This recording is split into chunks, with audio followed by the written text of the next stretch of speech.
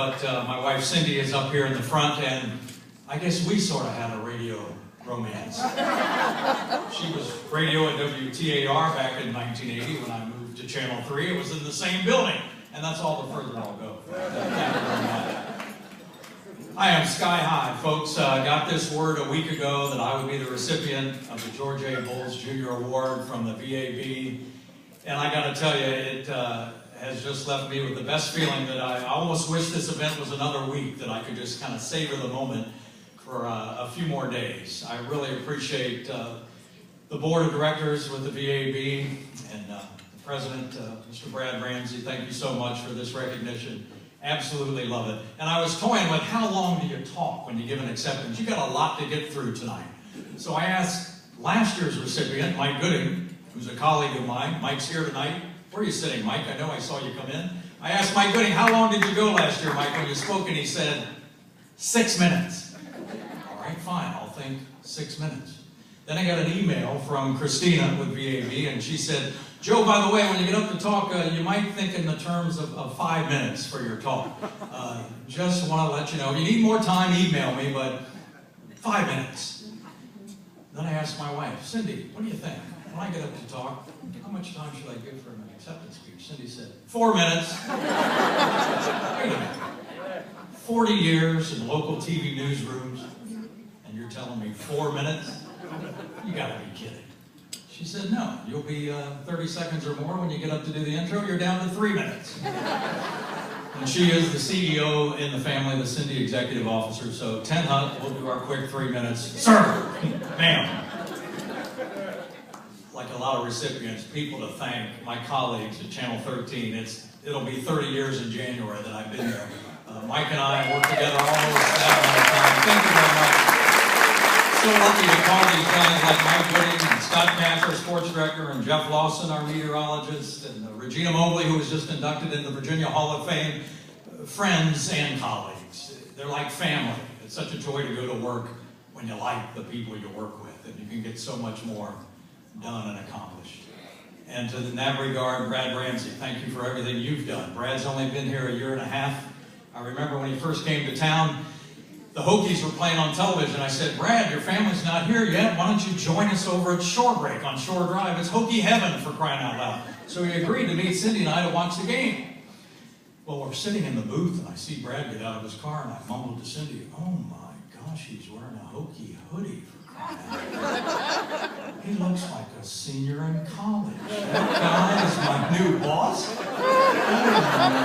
my God. Well, let me tell you, in the last year and a half, we changed our consultants, we changed our branding, we changed the way we do things. Gotta say, all for the better. And the proof is in the pudding of winning the last 5 rating periods. We're doing something right because of this guy, and we really do appreciate all he's doing. But to me personally, the greatest thing was that Brad didn't change was the Joe's Job series. We started that in 1986. Butchers, bakers, candlestick makers, we've tried it all. Micro has nothing on me. I was first. Yeah. And we really put the H in human interest stories. The audience loves them. My idol is Charles Kuralt from CBS, and he put it this way one time. It does no harm just once in a while to acknowledge that the whole country isn't on fire, and that there are real people in the world. Real people in the world. Not just criminals, politicians, and entertainers. And we like to cling to that, I think, with the Joe's Job series. A little less of Joe and a whole lot more of the subject that we're covering. And it works out great that way. The worst job I ever did, going back to Ohio, the family meatpacking business. I come from a family, 4 generations of meatpackers. That was the W-U-R-S-T job I ever tried. My dad was this close to landing the Wendy's contract back in the 70s. My brother and I are convinced, had he done that, we would have been meatpackers to this day. But that was one sale I was thrilled my dad did not get. And the company folded shortly thereafter. And the rest is history. But broadcasting has been my life since an 18-year-old film editor at WHIO-TV right out of high school. Then you heard the resume, the different stations I've worked at. Absolutely love these years, and it's all about the storytelling. In the 80s, interviewing right here on the boardwalk, a guy, Mr. Bill Myers, God rest his soul, who as a kid would look out on the water and watch German U-boats mining the channel and merchant ships blowing up and sinking right off the boardwalk here. To just 2 years ago, I happened to be doing a feature story with 30 police officers at the police academy right over here on Bird Neck Road, and all their pagers and phones went off. I'm in the back, and 30 policemen get up and go to the window. And I go with them and look out and see the black plume of the F-A-18 that had just crashed on Bird Neck Road. Like Forrest Gump, I wound up the first reporter there, on the phone, live on the news, saying, I think it says Mayfair Mews Apartments, LaSalle. And that was it, right there when that jet went in, and we were so thankful nobody died, minor injuries. Wow, what a Good Friday miracle that turned out to be. But storytelling is just my first love. Jim Murray was a sports writer for the LA Times for 40 plus years when his eyes started to go. And he did a column he titled, What These Eyes Have Seen.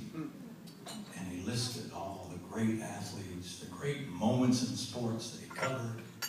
And I kind of reflect on, in nearly 30 years now at Channel 13 and 35 in this market, what these eyes behind the glasses have seen. It's been a front row seat to the passing of time and witnessing people, places, and things that I couldn't have paid for a better ticket to see what I have seen. And it has been a joy ride. Let me wrap up and thank my wife, Cindy, the CEO, who's sitting up here in front. She won a VAB award a few years ago for community service. I love that.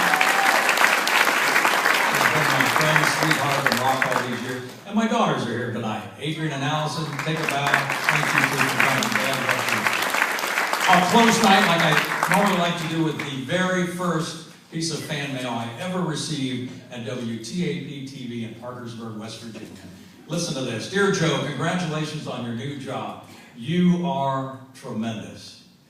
If I were the boys in New York City, I would have my eye on you. Is that the first piece of fan mail in Parkersburg? And if you can see in the back there, it's signed, Love, Mother.